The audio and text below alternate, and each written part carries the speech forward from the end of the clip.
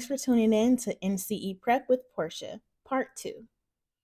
I'm going to break down each section of the exam, pinpointing major things you should know. I'm not doing this in one big video due to some people simply needing to brush up on one or two sections. However, if you're wanting to go over all sections, it's best to watch these videos in order. I've studied in various ways, where I will also be posting to assist you in passing on your first try. Intake is about data gathering, building rapport, and risk assessment. You must assess the presenting problem, which includes onset, duration, severity, etc. Psychosocial history, which is like your background, so that's family history, medical history, stuff like that. Lastly, you will assess risk assessment, which includes suicidal ideation, plans, mean, intent, and so on. If a question includes suicidal ideation, assess the plan, means, and intent first. You need to know the components of a mental status exam, the area, and what you're observing. So here I have a chart where appearance, you'll be observing hygiene and dress, behavior, psychomotor agitation, mood, client feels what, affect, observe emotional expression, thought process, were they logical, thought content, were they delusional, perception, and things of that nature. Reliability and validity. Reliability is consistency. Validity is accuracy.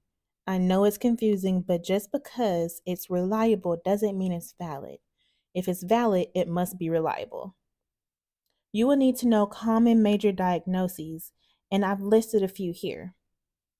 For neurodevelopment, you have ADHD, autism spectrum, and intellectual disability. For depression, for depressive disorders, you have MDD and persistent depressive disorder. For anxiety disorders, you have general anxiety, panic disorder, and social anxiety disorder. And for trauma/stressor, you have PTSD and acute stress disorder. For substance related disorders, you'll need to know tolerance, withdrawal, loss of control, and continued use despite harm.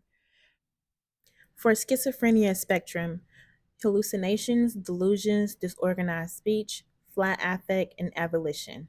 For bipolar disorders, you have bipolar 1 and bipolar 2.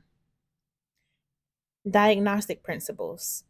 Diagnose based on criteria, not single symptoms.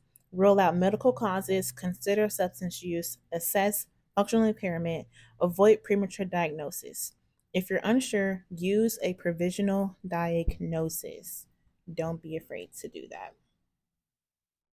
Here's another cheat sheet. I'm always going to leave you with something to review the night before the exam. Here I have a chart with the disorder and the duration of the symptom requirements. For a major depressive disorder, the symptoms must be present for 2 weeks. For generalized anxiety disorder, 6 months. Schizophrenia, 6 months. Hypomania, 4 days. Mania, 1 week. Acute, 3 days to a month. And PTSD, at least over a month.